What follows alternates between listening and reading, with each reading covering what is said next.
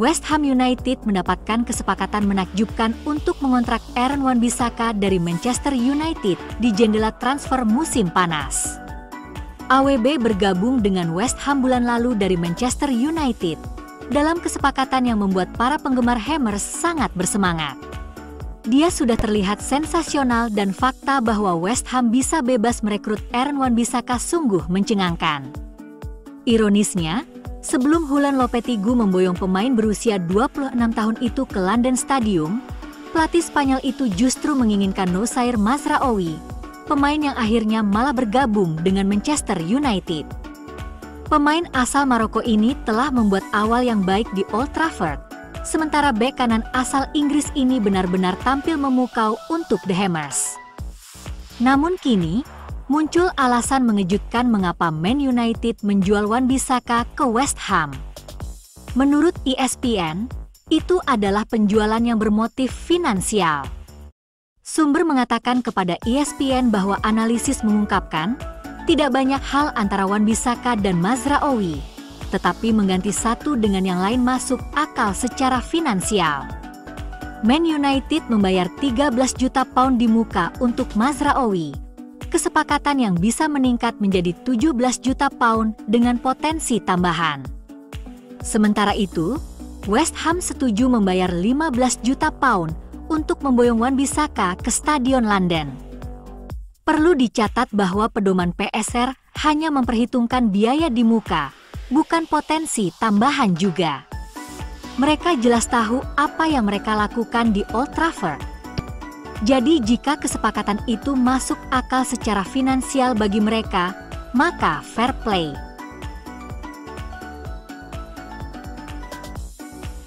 Awal musim yang buruk yang dilakukan Manchester United seharusnya tidak terlalu mengejutkan lagi.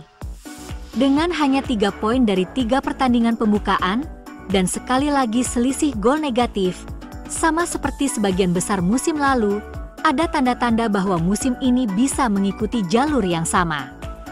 Musim panas tampak baik-baik saja. Menyusul kemenangan final Piala FA atas City pada bulan Mei, struktur sepak bola baru melanjutkan atau memulai tinjauan internal mereka tentang bagaimana kemajuan klub. Diputuskan, setelah banyak spekulasi mengenai masa depan dan potensi penggantinya, bahwa Ten Hag akan terus menjadi manajer dan menandatangani perpanjangan 1 tahun untuk kontraknya saat ini. Tampaknya seperti mosi percaya dari Dewan.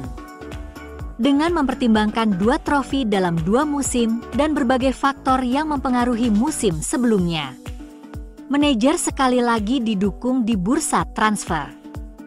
Penambahan Awalenioro dari Lille untuk memperkuat pertahanan dan Joshua Zirkzee untuk memperkuat opsi di lini depan, dan memberikan dukungan serta persaingan untuk Rasmus Højlund.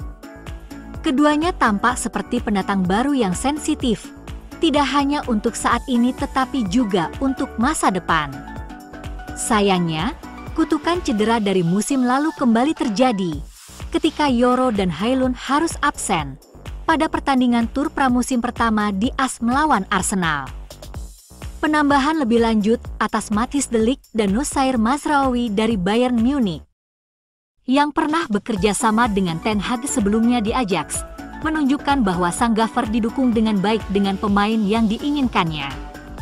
Kesepakatan hari batas waktu Manuel Ugarte dari PSG merupakan kesepakatan yang dilakukan oleh Direktur Sepak Bola dan Ashworth dan Ten Hag bersama-sama, yang juga merupakan langkah progresif. Namun, khususnya saat melawan Liverpool, tanda-tandanya adalah dibutuhkan lebih banyak upaya untuk membuat klub kembali bersaing secara konsisten di puncak klasemen. Cedera, performa, dan kebugaran selalu menjadi masalah di awal musim apapun dan musim ini, setelah Piala Eropa musim panas ini juga. Tidak kurang dari 5 pemain yang bermain untuknya di Ajax dan ada 2 lainnya, Tyrell Malacia dan Joshua Zirkzee, yang ia kenal baik dari sepak bola domestik dan internasional Belanda. Salah satu masalah utama yang mencolok adalah lini tengah. Ini sudah menjadi masalah selama beberapa waktu. Ketika Roy Keane meninggalkan klub, Sir Alex Ferguson membeli Michael Carrick yang merupakan tipe pemain berbeda dan gaya permainan agak berubah di lini tengah. Pada tahun 2012, Paul Scholes terkenal dibawa kembali dari masa pensiunnya untuk membantu tim dan membantu di bidang itu. Dan sejak Fergie dan Scholes pensiun pada tahun starter yang terdiri dari Kapten Bruno Fernandes, Casemiro dan Kobbie Mainoo, kontrol, dan stabilitas pertahanan. Namun kenyataannya, Casemiro nampaknya sudah mendekati akhir karirnya, dan sudah ada tanda-tandanya selama beberapa waktu. Kakinya tampaknya tidak mampu lagi bermain setiap minggu, dan menutupi area yang diperlukan untuk secara efektif melindungi pertahanan di posisinya yang lebih dalam. Mainoo, salah satu prospek terbaik untuk muncul dari akademi dalam beberapa waktu. Dia sekarang dianggap sebagai orang utama MU di tengah dan bahkan bermain di final Euro untuk Inggris pada bulan Juli. Namun, usianya baru 19 tahun. Dia memainkan setiap pertandingan dan pada titik tertentu perlu istirahat. Sesuatu yang dilakukan Fergie dengan baik adalah memasukkan pemain-pemain muda ke dalam tim agar mereka bisa berkembang dengan baik. Namun Manchester United saat ini tampaknya tidak memiliki kekuatan untuk membiarkan hal itu terjadi. Kapten Bruno bisa dibilang pemain terbaik klub, tetapi terkadang bisa terlalu tidak menentu dan perlu sebaik yang Anda kira. Mungkin untuk mengeluarkan Fernandes yang terbaik, dia memainkan Fred dan McTominay. Dengan Mainoo, dia mungkin bisa melakukan peran box-to-box dan menutupi lapangan untuk memungkinkan dia masuk lebih dalam dan mendikte permainan yang menurut adalah kekuatannya. Dalam diri Bruno dan Casemiro Anda tidak akan menemukan pemain box-to-box, dan dalam diri Manuel Ugarte ia tampak lebih sebagai pemenang bola. Lini tengah adalah sebuah teka-teki nyata bagi tim dan bagi manajer dan sesuatu yang harus dipikirkan oleh klub dan memutuskan ke arah mana mereka ingin melangkah. Selain itu, kiper Andre Onana merasa kecewa dan tampaknya masih ada masalah di bek sayap, terutama di sisi kiri di mana Luke Shaw kesulitan untuk konsisten dalam kebugaran dan permainan. Lebih jauh lagi, bentuk dan bahasa tubuh Marcus Rashford terus menjadi kekhawatiran. Masih tetap ada. Tampaknya bagi tim Ten Hag menjadi masalah besar dalam memasukkan bola ke dalam gawang. Banyak hal yang perlu direnungkan dan meskipun masih ada optimisme bahwa klub kini berada di jalur yang benar untuk beberapa waktu, hal ini tidak terjadi dalam semalam. Allah yang harus dia selesaikan.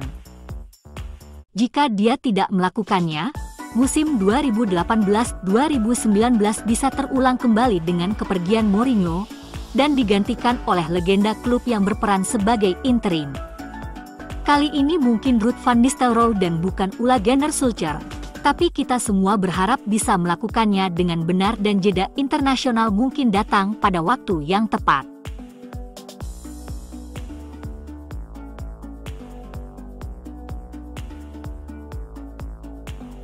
Amad Diallo ingin lebih memperkuat pentingnya dirinya di Manchester United musim ini, berharap mendapatkan tempat reguler di bawah manajer Erik ten Hag. Meski tidak menjadi starter saat melawan Liverpool, ia menunjukkan sekilas kemampuannya untuk United setelah masuk dari bangku cadangan, dan mungkin menjadi starter melawan Southampton bagi Setan Merah. Pemain sayap ini memasuki jeda internasional dengan penuh kegembiraan dan ekspektasi dari media Pantai Gading. Pemain Manchester United itu tidak tampil meyakinkan selama pertandingan melawan Zambia dan Chad. Khususnya melawan Zambia, outlet Matin tersebut mencatat bahwa pemain tersebut mungkin berusaha terlalu keras. Surat kabar tersebut menyatakan, aksi Diallo sering salah, terutama melawan Zambia di mana dia sering melakukan kesalahan dalam pergerakannya. Apakah dia korban dari keinginannya untuk melakukannya dengan baik? Menurut beberapa pengamat, dia membayar mahal untuk sistem yang menciptakan sedikit kebingungan peran antara Oumar Diakite dan dia. Diallo tentu saja tidak merasa terganggu dengan penampilannya, karena ekspektasi terhadap pemain berusia 22 tahun itu terasa terlalu tinggi, Manajer gagal menemukan sistem yang cocok untuknya, dan dia hanya menempatkan dirinya di bawah banyak tekanan. Kegembiraan itu akan sulit untuk ditenangkan jika Diallo terus dipilih untuk Manchester United, tetapi dia akan dikelilingi oleh rekan satu tim di klub yang telah menghadapi tekanan serupa dengan negaranya dan dapat menawarkan pengalamannya.